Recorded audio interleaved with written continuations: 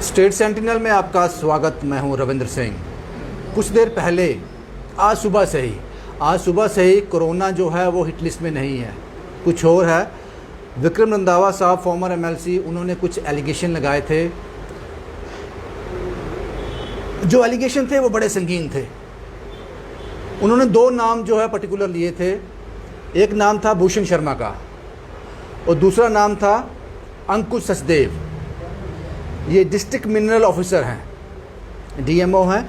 इन्हीं के बारे में उन्होंने बात की थी और बड़े सीरियस एलिगेशन उन पर लगाए थे। उन्होंने कहा था कि पता नहीं कितने करोड़ रुपए इन्होंने इकट्ठा कर लिए, और ये भी उन्होंने कहा था कि अंकुश जी ये कहते हैं, जो डिस्ट्रिक्ट मिनरल ऑफिसर है, वो ये कहते हैं कि मुझे सभी चौकी ऑफिसर को, कभी सभी एसएचओ को, पुलिस के उच्च अधिकारियों को, एडमिनिस्ट्रेशन में बैठे कुछ लोगों को और सियासत में बैठे कुछ लोगों को मुझे पैसे देने पड़ते हैं। मैं क्या करूं? मैं तो ऐसे फाइन करूंगा।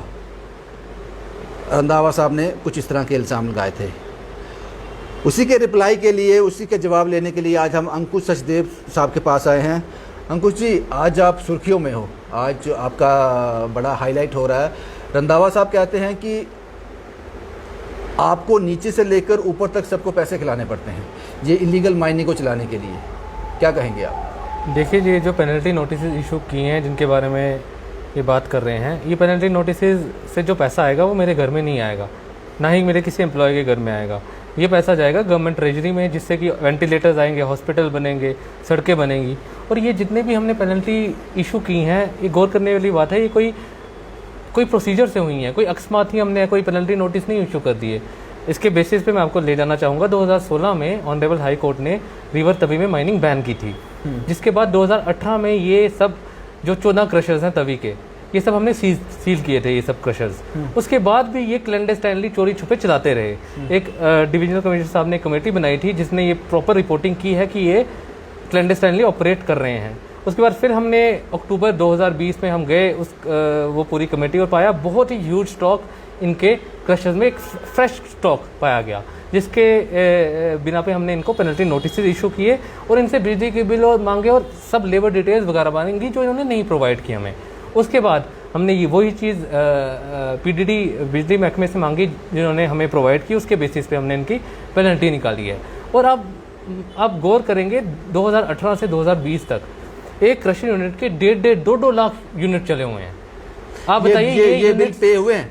बिल्कुल पे भी नहीं हुए और यूनिट्स कंज्यूम हुए हैं। जो आप सोचिए, एक क्रशर यूनिट जो हम 2018 में सील कर देते हैं, वो 2 साल सील्ड यूनिट के 1.5 लाख यूनिट कंज्यूम कर लेता है। ये एक हैरानगी वाली बात है, 2 लाख यूनिट कंज्यूम कर सकता है। इसका मतलब वो क्लैंडस्टाइनली ऑपरेट कर रहे थे और उसी पे हमने इनकी पेनल्टी नोटिस इशू की है। ये मीडिया के सामने आके बोलना कि जी ऐसे है वैसे है, आप सच्चाई पे जाइए ना कि आप क्रशर क्यों इलीगल तरीके से चला रहे थे जब आपका क्रशर। मेरा यहाँ पे आपसे सवाल है, मेरा सवाल ये है कि आपका जो बेस था वो बिजली का बिल था। आपको लगता है कि ये अप्रोप्रिएट प्रूफ है? क्योंकि हमने कहीं घरों में देखा है जिनके 1.5-2 लाख बिल आ जाते हैं, वो क्लैरिकल मिस्टेक भी होती है। कभी ऐसा हुआ कि जब क्रशर चल रहा हो, आप ऑन स्पॉट गए, आपने वहां पे बिल्कुल जब सबसे पहले क्रशर सील हुए थे तब भी ये ऑन स्पॉट चल रहे थे वहाँ पर, और ये फ्रेशली क्रश जो मटेरियल होता है, फ्रेश क्रश मटेरियल, वो पाया गया था। फिर हम जब अक्टूबर में दोबारा हम विजिट करने गए, फिर भी हमें बहुत ह्यूज क्वांटिटी में उसकी फोटोग्राफी है। आपने तब फाइन किए थे? बिल्कुल, तब भी फाइन किया था हमने, उनकी फोटोग्राफी है हमारे पास। तो ऐसा नहीं है कि हमारे पास कोई बेसिस नहीं था। और जब हमने इनको ये भी बताया कि आप खुद प्रोवाइड कीजिए हमें अपने बिजली के बिल, खुद बताइए कि आपने कितना क्वांटिटी, हमने इनको एक अपॉर्चुनिटी दी जो इन्होंने अवेल नहीं की उस समय, और इन्होंने हमें कोई भी अपना डाटा देने से इनकार कर दिया।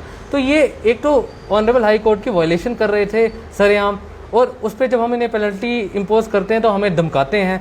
पहले तो हम पे अटैक करते थे, जब हम रात को 1-2 बार फील्ड विजिट करते थे तो 40-50 लोग आ जाते थे हमें मारने के लिए। अब इन्होंने देखा कि ये उससे डर नहीं रहे हैं, क्योंकि हम एफआईआर करवा देते थे, फिर उससे इनके हौसले तस्त नहीं हो रहे। तो अब इन पे मीडिया में फालतू की एलिगेशन लगाई जाए ताकि ये पीछे हट जाएं और ये हम पे पेनल्टी इम्पोज ना करें। ये कोई छोटे ट्रैक्टर या ट्रॉली वाला नहीं है जिसपे हमने इतनी पेनल्टी इम्पोज की है। आपको भी मतलब ये सोचना चाहिए कि ये जो बहुत बड़े बड़े लोग हैं जिन्होंने इलीगल माइनिंग अपना बिजनेस बनाया हुआ है, और आज हम इन्हें रोकने की कोशिश कर रहे हैं पेनल्टी इम्पोज करके। तो ये जितने भी अपने इलीगल वेज है उसके तरीकों से हमें हरास करने की साहब आप कोशिश मुझे कर ये रहे हैं। बताओ, जो आपने अभी जो इनको नोटिस भेजा है, कुछ अमाउंट भेजा है, बिल्कुल। ये कब भेजा है? ये अभी कोई 4-5 दिन पहले भेजा है। ये आपने कौन सी पेनल्टी डाली है इनको? करंट दिनों की 10, 15, 20 दिन पहले की या कब की? पहले की जो पेनल्टी थी वो भी हमने डाली थी, इन्होंने पे नहीं की। अच्छा। वो प्लस अब अभी जो हमने बिजली के बिल के हिसाब से 2021 की जो जनवरी से लेकर फरवरी, मार्च, अप्रैल में जो काम चल रहा था, हाँ, ये सारी कोई हमने आपके पास penalty- वीडियोग्राफी है इसकी? बिल्कुल बिल्कुल हमारे पास प्रूफ्स हैं। हम ये अगर ये अपील फाइल करेंगे जैसे प्रोविजंस में होता है, तो हमें वो सारे पूरे डॉक्यूमेंट्री प्रूफ है, हमारे पास सब कुछ प्रूफ है जो हम प्रोवाइड करवाएंगे। जो आप पर एलिगेशन लग रहे हैं कि आपने कोई टेलीफोनिक बात हुई, शायद उसके वो प्रूफ उनके पास हैं या नहीं हम नहीं जानते। जब हुई नहीं है तो वो तो उनके पास होंगे ही नहीं प्रूफ। नहीं अगर हुई होती तो उनके पास जरूर प्रूफ होते। ऐसी चीजें कोई छुपा उनका के कहना है कि आपका कहना है कि हमें नीचे से लेकर ऊपर तक सबको पैसे देने पड़ते हैं, और एक नाम वो ले रहे हैं भारत शर्मा, उनको हमें उनको भी पैसे देने हैं, वो डॉक्टर जितेंद्र सिंह का खास है, इस तरह के वो एलिगेशन। देखिए मैं वही बोल रहा हूँ ना, जब भी हम माफिया के खिलाफ एक्शन लेंगे, हम इन पे पेनल्टी इंपोज करेंगे, हमें ऐसी चीजें सुननी पड़ेंगी ताकि हम दोबारा इन पे कभी पेनल्टी इंपोज ना करें। आज हम डर जाएं और एकदम घबरा जाएं, जी देखो ये हम पेनल्टी इंपोज कर रहे हैं तो ये हमें ऐसे बदनाम करेंगे, इससे अच्छा हम पेनल्टी इंपोज ही ना करें। ये चीजें बिल्कुल वैलिड प्रूफ है। ये लीगल माइनिंग चला रहे थे तभी पे इनके हमारे पास पूरे पुख्ता सबूत हैं। इनको बहुत नोटिस दिए हैं हमने। अगर ये अपने पार्ट पे सही होते, उन नोटिस का रिप्लाई करते और अपनी सीलें तोड़ते नहीं।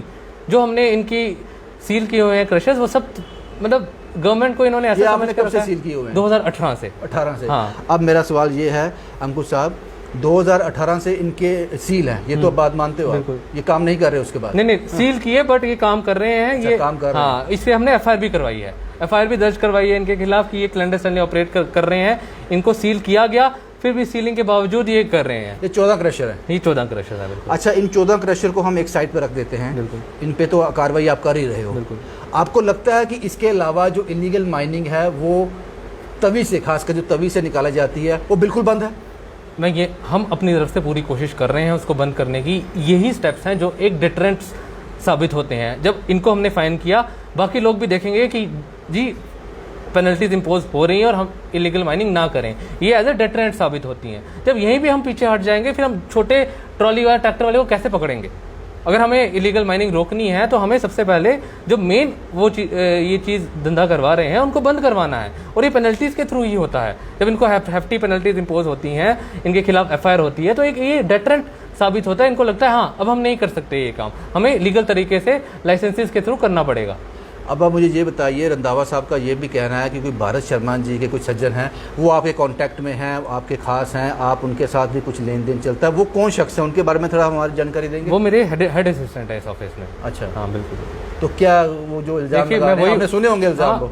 हाँ वही आपके सामने मैं वीडियो देख रहा था। बट ये वही मैं बोल रहा हूँ ना, जब भी हमने एक्शन लेना है माइनिंग माफिया के खिलाफ, इन्होंने हमें डिमोरलाइज करना है। कैसे करेंगे डिमोरलाइज? इल्ज़ाम लगा के करेंगे, पहले मारेंगे, पहले अब जैसे खुलेआम धमकियां दे रहे हैं, गोली मार देंगे, ये कर देंगे। तो यही है कि या तो इनको ख़त्म कर दिया जाए, या फिर ऐसे प्रेशर टैक्टिक्स यूज़ किए जाएँ, ऐसे इनको हरास किया जाए कि ये डर के मारे आगे से एक्शन लेना ही बंद कर दें।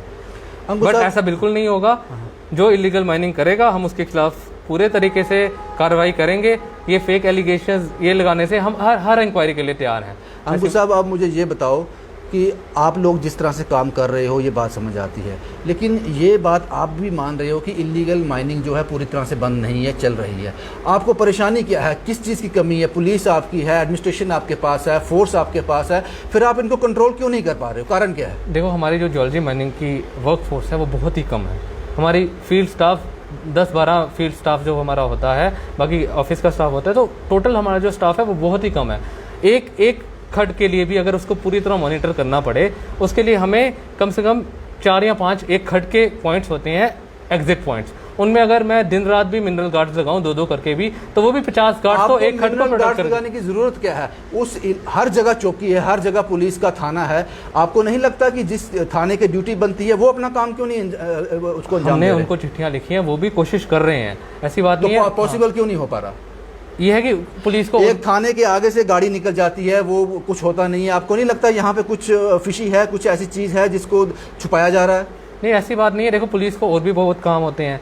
अब उनका है कि हमारा डिपार्टमेंट के पास एक्सक्लूसिवली ज्योलॉजी माइनिंग का काम करना है, और पुलिस जहाँ जहाँ हमें कोऑपरेशन चाहिए होती है पुलिस हमें कोऑपरेट करती है, बट उसके अलावा उनको लॉ एंड ऑर्डर चीज़ें भी संभालनी पड़ती है। बट ये है कि हमारे पास अगर हमारी वर्कफोर्स इंक्रीज़ की जाए, हमारे पास इतना स्टाफ हो कि हम हर खड्ड में अपने mineral guard day night duty पे लगा सकें, तो ये माइनिंग प्रॉपर। मुझे कुछ देर पहले एक रिपोर्ट आई थी, किसी सज्जन ने, किसी गांव वाले ने बताया, फ्लाई मंडाल से आगे कुछ सुहांजना इलाका है, कह रहा आज भी आप चले जाओ अपना कैमरा उठा के, आपको 10 ट्रैक्टर वहाँ मिल जाएंगे, वो रेत बजरी निकाल रहे हैं।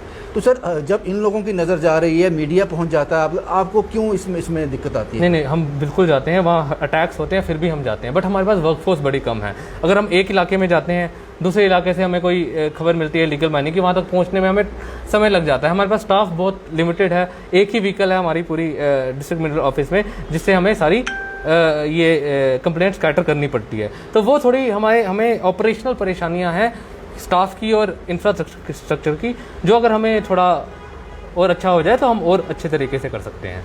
बहुत बहुत शुक्रिया अंकुश साहब, हमसे ये सारी जानकारी हमें देने के लिए। हमने रिप्लाई लिया था अंकुश साहब से कि जो रंधावा साहब ने कहा ये इनका जवाब ये है। अब आप लोग फैसला कीजिए कि गलतियां कहाँ पे हो रही हैं, क्योंकि जो भी चीज़ें सोशल